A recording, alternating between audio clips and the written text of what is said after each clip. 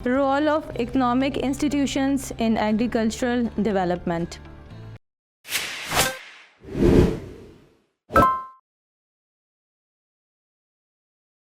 Assalamu alaikum students, I welcome you all on the platform of Digital Academic provided by Moonlight International Publishers. آج کا ہمارا student topic یہ ہے کہ ہم نے ڈسکس کرنا ہے اس طرح کی ڈفرینٹ انسٹیٹیوشن کا جو کہ اکنامیکل انسٹیٹیوشنز ہیں اور ایگریکلچر میں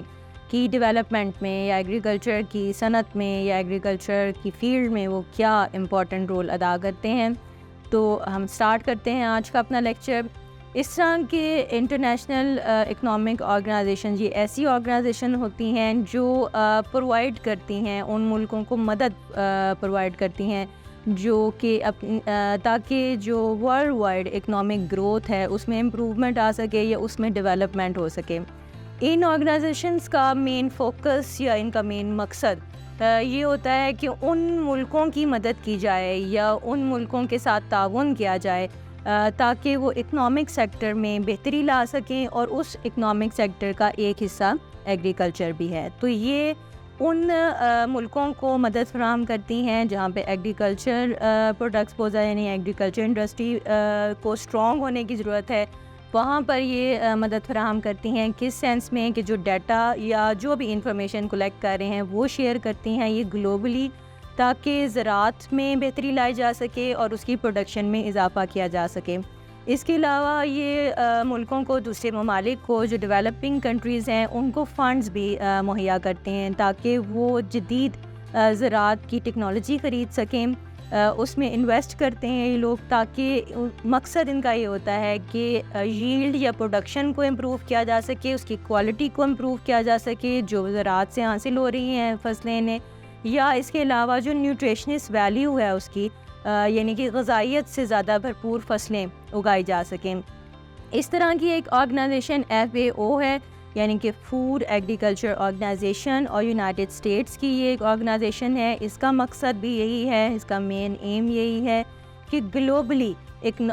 جو زراعت ہے اس کی کنڈیشن کو, اس کی ڈیولپمنٹ کو زیادہ سے زیادہ کیا جا سکے, زیادہ پروڈکشن حاصل کی جا سکے. ان فصلوں کی جو غذائیت والی فصلیں ہیں اس سلسلے میں وہ دوسرے ملکوں کی مدد بھی کرتے ہیں, ان کو فنڈز دیتے ہیں, ان کو پیسے دیتے ہیں تاکہ وہ زراعت کے طریقوں میں بہتری لا سکیں اس پروڈکشن کو زیادہ کرنے کے لیے یا ان کی نیوٹریشنس ویلیو کو زیادہ کرنے کے لیے. ان آرگنائزیشنس کا مین فوکس بھی اس چیز پر ہوتا ہے کہ جو ڈیولپنگ کنٹریز ہیں ان کے جو دیہات ہیں, رورل ایریاز ہیں, وہاں پر ایگریکلچر کو پروموٹ کیا جائے تاکہ وہاں پر اکنامک ڈیولپمنٹ کی جائے. اس کے علاوہ گلوبلی بھی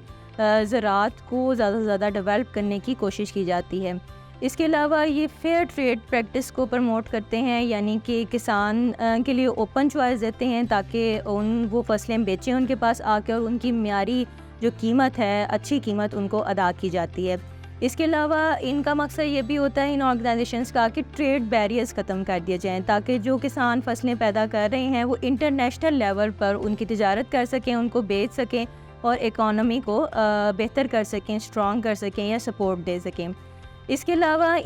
یہ اس چیز پر بھی فوکس کرتے ہیں اور اس چیز کو پروموٹ کیا جا رہا ہے آج کل کہ سسٹینیبل پریکٹسز یعنی کہ وہ ایگریکلچر انٹروڈیوس کروایا جائے یا اس کو پروموٹ کیا جائے یا اس کا ساتھ دیا جائے یا اس چیز کو زیادہ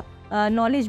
لوگوں کو دیا جائے کہ سسٹینیبل پریکٹسز ایگریکلچر کیا جائے یعنی کہ وہ ایگریکلچر جو ایکو فرینڈلی ہو, انوائرمنٹ سے جس کو خطرہ نہ ہو. اس کے علاوہ جو نیچرل ریسورسز موجود ہیں ان کا استعمال کم سے کم کیا جائے. اس کا فائدہ کیا ہوگا کہ جو نیچرل ہیبیٹیٹ موجود ہے, جو قدرتی طور پر ایک ماحول موجود ہے وہ سسٹین رہے گا, وہ قائم رہے گا, جو پیداوار ہے وہ زیادہ لانگ ٹرم ہوگی, اور اس کے علاوہ پروڈکٹیوٹی کو بہتر بنانے کی کوشش کی جائے گی.